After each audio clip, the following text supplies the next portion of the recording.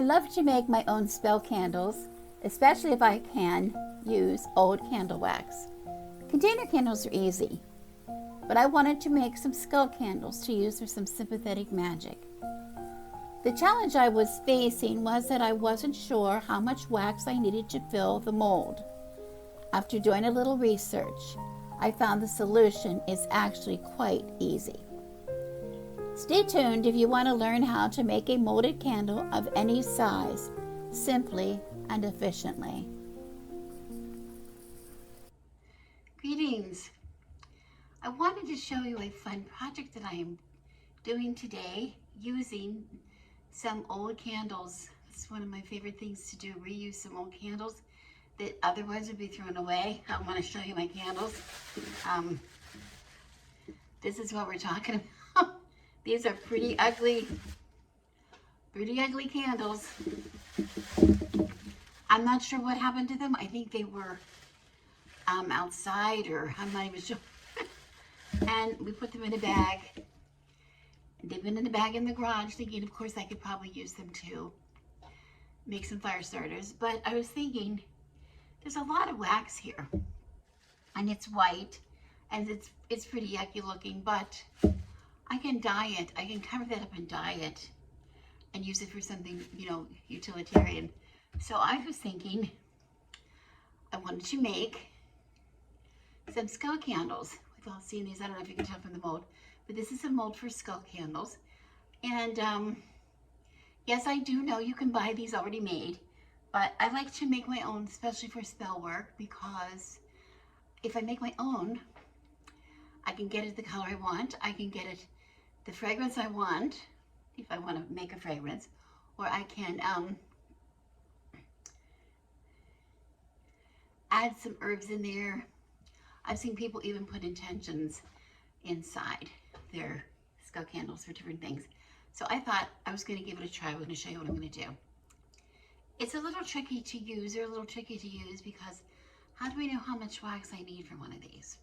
Okay, when it's supposed to be, my wax either even comes, if you buy it, it either comes in pellets, or it comes in little blocks of wax or whatever. But how do I know how much of this I need to fit into this? Because I don't want to make more than I really need. Okay, the problem is, here in the US, we use imperial measurement. An imperial measure is based on the relativity to a human form, some kind of a human form. Like a foot, the average foot, the average foot is 12 inches long. That was the length of the average man's foot when pacing out something. A pace, 3 feet, was about how long of the average man's stride. Again, when pacing off distances. And in the US, in the imperial system, we use pounds for weight, and we use ounces for liquid. Pounds for weight, ounces for liquid.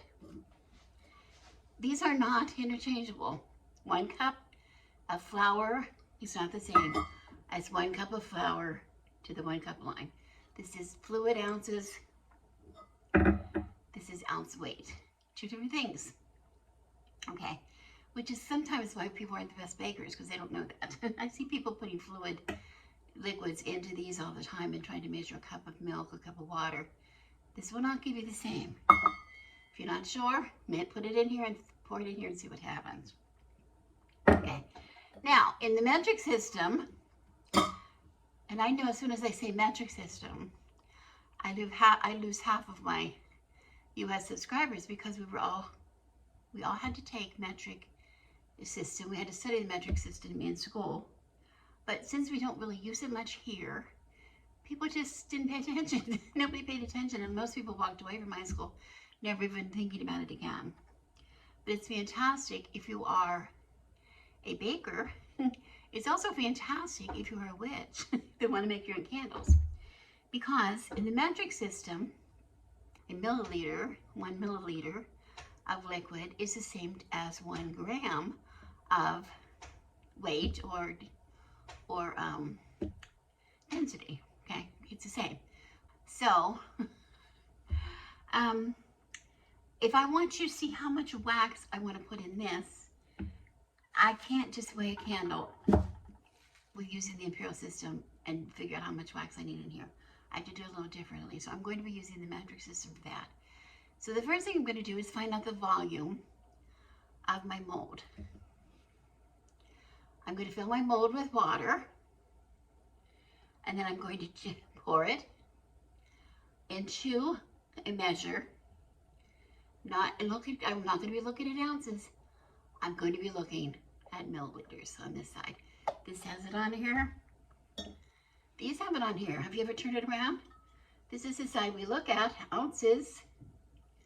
Turn it around the other side, and it says milliliters, milliliters. So we have the tools that we need for that already.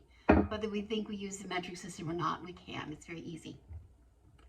So I'm going to fill the water, pour it into here, and I'm going to see how many milliliters of water it takes to fill this mold. And I'll be right back. Okay, I did it. I hope it's going to be as accurate as it's going to be. I want to say, because I've used this mold before and I have made a hole in it already at the bottom. So I did it quickly so I didn't lose it. But here we can see, I'm going to hold it up. I don't know if you can tell because it's going to be moving. But it shows on a flat surface, it would show that I measure 300 milliliters of water. So it should be done. 300 milliliters, I need 300 milliliters of water, so therefore I need 300 milliliters or 300 grams of candle wax. It should be simple, right? Well, unfortunately, it's not quite that simple because there's another term that we had, that we learned in high school in science class, that we walked away, never looking back, and ignored, but it's pretty important in this instance, is the term relative density, or specific gravity, maybe you recall using the term specific gravity. What that refers to is relative density is the density of an item, or we could say weight, as it compares to some other thing, relative to some other thing. And in our case, we're using water. That's what we usually mean, water. So what is the relative density of wax compared to water, to that of water, to the density of water? Okay, and we find that water is heavier than wax. Well, how do we know that? Well, you know that all the time. You don't have to be told. If you've ever seen a floating candle, the little candles you light, and sometimes you put a nice pretty bowl with flowers, whatever, in your centerpiece on your table, and you light these little floating candles. Why do they float? Because water is heavier. The density of water is higher than the density of the wax, okay? So the wax can float. And if I put a big candle like this on a little bit of water, of course it's gonna sink, but that's a lot. But we're talking about the same amount of water, the same amount of wax, okay? So we have to do some kind of a conversion. Now there's another scary word. People are gonna run away. Don't run away.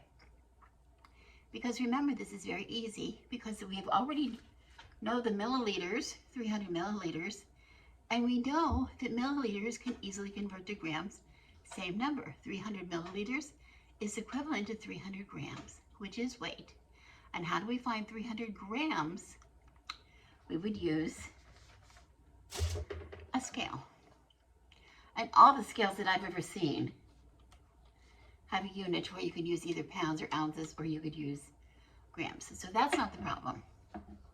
But before we can do that, we have to convert using an equation, using a little bit of math, or maths, as they say in Britain, maths. Can't say that, I don't know, I can say that. And there's a number that we use to convert. And the number we're going to use is the relative density of most candle wax, they say, ranges from between 0.80 up to 0.98, between 80 hundredths or 8 tenths and 98 hundredths. Okay, so we're using a number in between here. Normally we use 80.86, 0.86. Okay, so we would say we're going to take the weight, the milliliters, which we know is 300, and now we're going to call that 300 grams. So we're going to take the gram weight, and we're going to multiply that by the relative density of wax by 0.86. And that will tell us how many grams we need of wax to fill our mold. Okay.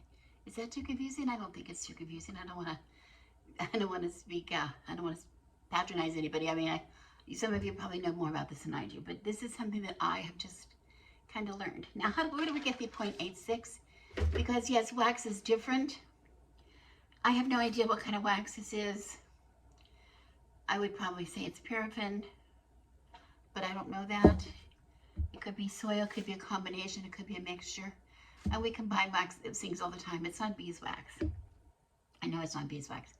But because there's different kinds of wax, different kind of candles made of different kind of wax, blends, different blends, that's why we have that range between, what did I say, 0.80, 0.80, or decimal 0.80 and decimal 0.98. So we're taking that as a decimal 0.86, 86 hundredths times 300 grams, okay? So there I need a calculator. So I'm going to get a calculator and I'm going to see what that amounts to. I can't do it right now for you because I'm looking at you in my calculator because that's my phone, my calculator's in my phone. So I'm going to get a pencil and figure it out with pencil. And I'll be right back. All right, I figured out pencil and paper, it's not that hard. 300 grams times 0.86 equals 258 grams. So I need to take my candles and see how much of that candle I need to use to get 258 grams. And that is how much I will put inside here to be melted in here. And I've showed you how I did that before. Okay, so let me weigh that and I'll be right back.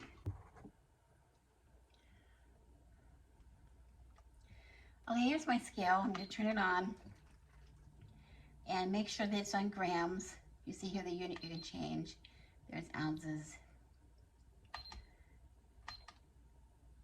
pounds and ounces, or I can say it made grams. I don't think you can see that, it's pretty far away, but anyway, I want to make sure it says 0. And then I want to take my candle wax container that I'm going to be putting on the stove, and I'm going to put that on there, and I'm going to tear it so that it says 0 again.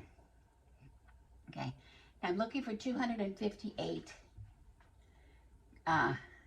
grams of wax, and I've cut this candle up a little bit to see how much. There's 142. Let me see, I'm going to cut some more. Put it in. That's 182. Okay.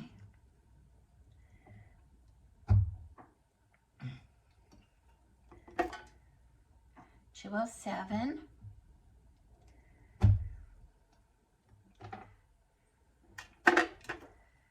257.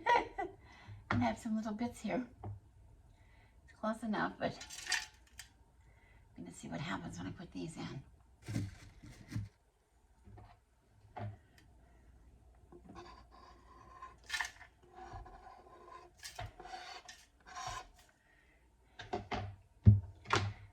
Okay.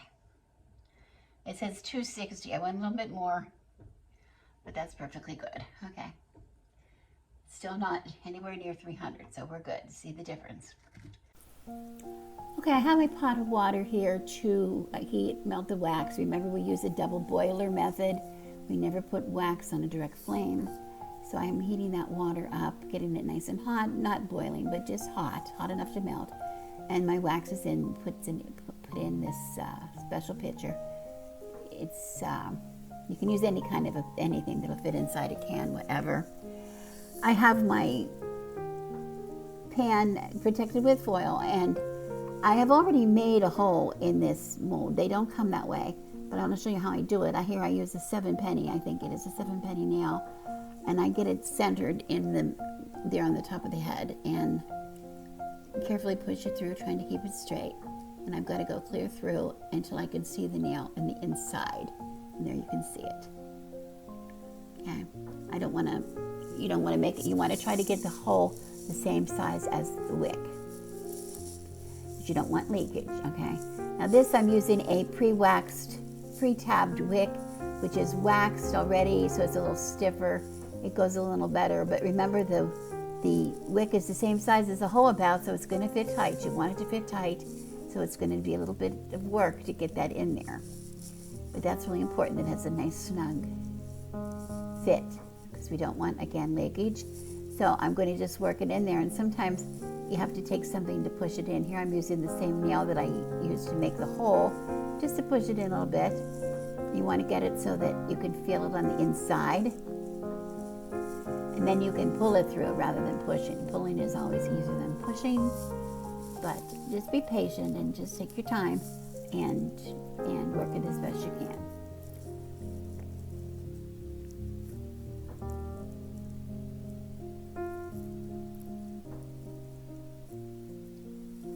Fortunately, we have these very flexible molds that we can literally flip inside out, and sometimes that helps it push through. And there you can see I'm able to grab it and pull it. And once I can pull it, it comes very easily. Once I get a good grip. Okay. Now,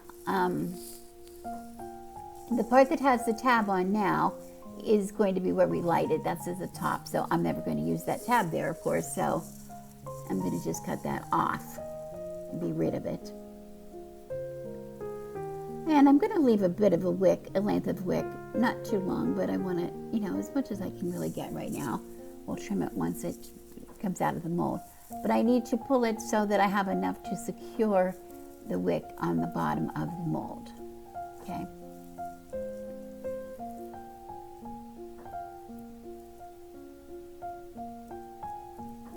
But the most important thing now, before I can put my wax in the mold, is you see how flexible these molds are. I want to be sure to keep it as stable as I can so it doesn't fall over. I want to, of course, get it as level as I can. And here I'm using foil. I'm backing foil around it to give it something like a foot, an extra foot, a little wider foot, to hold it in place as best as I can. To be honest, I also, the first time, put extra foil because I was worried that it might leak, and I wanted to capture the wax if it did. But you'll see later, it did not leak at all. The popsicle sticks I just added to give me a level. Make sure I had a nice and level sides to hold up my wick bar. I'm using a wick bar here. You don't need to use those. You can simply wrap the extra wick around a pencil or something and set it, or a dowel. It's just to secure it, to keep it from falling down in the wax. Okay. So remember, my water is heating as I'm working here. And once it is melted, I will be able to add the dye chips to color it. My wax has melted here beside me, and I'm going to put in the dye chips. I'm going to try 2 blues and 1 green and see what that does. Try to get some kind of a turquoise. And make sure they dissolve, and then I'm going to try to pour it really slowly into my mold. Now, I hope we're not going to get a leak. I hope we're level enough, and I hope we don't get a leak. But I have all this foil down here, so if we do get a leak, I could probably get it off and melt it again and put it back on this end. It's the silicone, the wick fits so tightly within the silicone, I don't think it's going to be an issue. But we'll see. We'll just see what happens. I am going to pour it as slowly as I can, because I want to try to get it to fill in the crannies, all the intricacies of the mold. I don't know. We'll see what happens. I've never used this mold before, so let's see what happens when I try. Okay, here we go.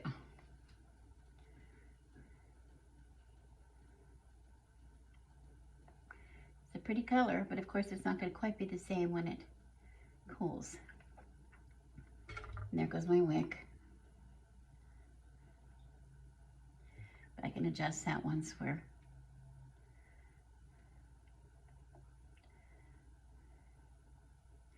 I apparently cannot talk and keep my hands steady at the same time. Okay, I filled that up as full as I can.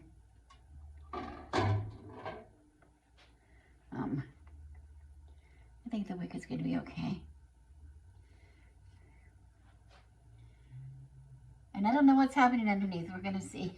We're going to see. But after this cools, I'm going to get an opportunity to readjust this and get it a little more level. And hopefully, and top it off. And then we'll see what's happening underneath. I really can't see. I can't see what's in there. So we'll all find out together.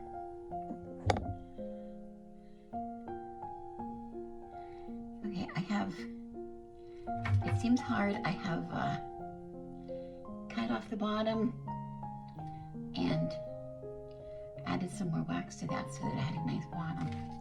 And then I'm going to take it off here. And notice I did not have any leakage at all. Any. So I can take that. I'm going to be careful with the wick, and that's the wick I'm going to be using. I can pull the wick out. Look at that, no leakage at all. Get that nice and straight. And then I'm going to start releasing, pulling at the mold to try to release the candle from the mold. I don't want anything to be stuck in here. See, it's going to be released. And then I'm going to, this is the mouth side, I'm going to fold that back and try to release the mouth.